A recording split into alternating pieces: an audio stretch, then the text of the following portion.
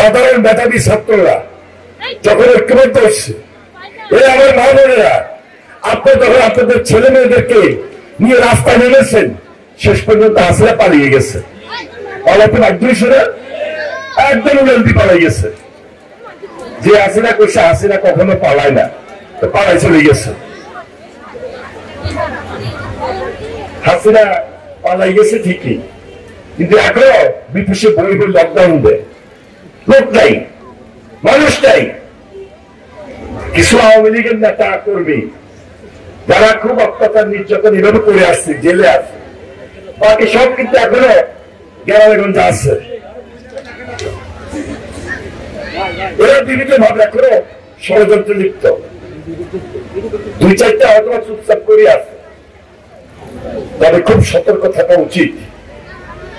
Lockdown দিয়ে, বাসা আগুন দিয়ে, বোমা মেরে হাসিনা আবার বাংলাদেশের এই স্বাভাবিক একটা নতুন যে পরিবেশ পরিস্থিতি আমরা পাচ্ছি, এটাকে আবার নষ্ট করে দিতে চায়। আমাদের যে গণতান্ত্রিক অধিকার, গণতান্ত্রিক রাইট, আমাদের যে ভোট, যারা ভোটার হতে পারে নাই, এই জেনারেশন যারা ভোট দিতে পারে নাই, তাদের ভোটটাকে নষ্ট করে দিয়ে আবার একটা অস্বাভাবিক পরিবেশ পরিস্থিতি সৃষ্টি করতে চায়, একটা অন্ধকার যুগে নিয়ে যেতে চায়। এই সুযোগ আমরা দিতে পারি না বলেই আজকে একটা সমাজে যতজন পুরুষ আছে তার চেয়ে বেশি আমার মা বোনেরা, সবাইকে একত্রিত করেছি, দাওয়াত দিয়েছি।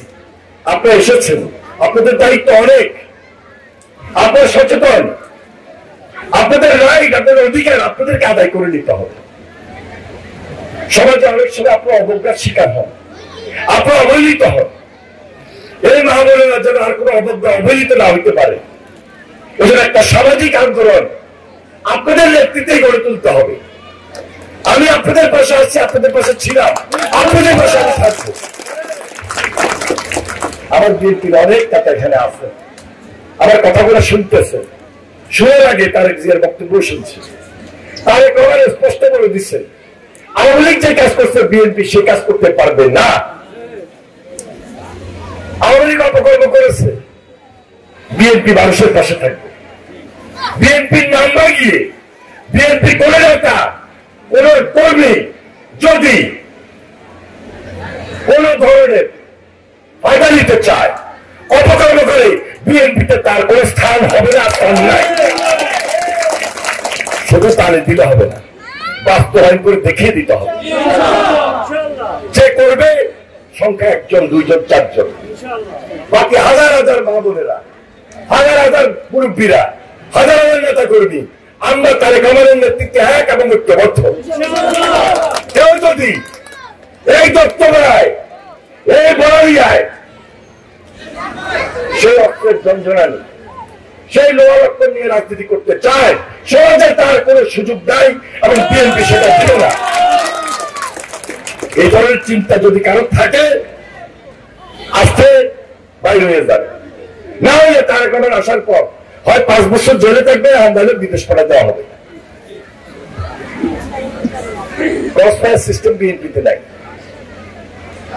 যে অপকর্ম করবে, যে সন্ত্রাস করবে, লোহার অস্ত্র দিয়ে কেউ যদি ওর পাহারা দেয়, সন্ত্রাস করে, ওই বাড়িতে গিয়ে কোন ধরনের অপকর্মে লিপ্ত হয়, তার স্থান দত্ত বলা হবে না, তার স্থান মুক্তিপুর হবে না, তার স্থান বিএনপিতে হবে না। এই প্রতিশ্রুতি সকল নেতারা মিলে আপনাদের সঙ্গে করছি, আশ্বস্ত করছি এই কারণে যে বিএনপি গণমানুষিক।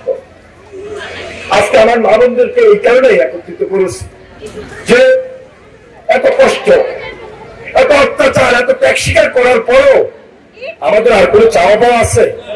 বেঁচে আছি, সমাজে বসবাস করতেছি, জেলে যাইতে হচ্ছে না, মামলা খাইতে হচ্ছে না।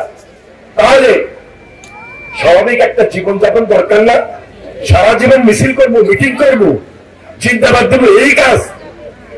একটা লোক রাজনীতি করবে, একটা দল রাজনীতির পাশাপাশি তার কিছু সামাজিক কাজ আছে না, তার কিছু মানবিক কাজ আছে না? এই কাজ করে কার জন্য? দেশের জন্য, দশের জন্য, সাধারণ মানুষের জন্য। সেই কাজে আমরা ঝাঁপিয়ে পড়বো তারেক রহমানের নেতৃত্বে।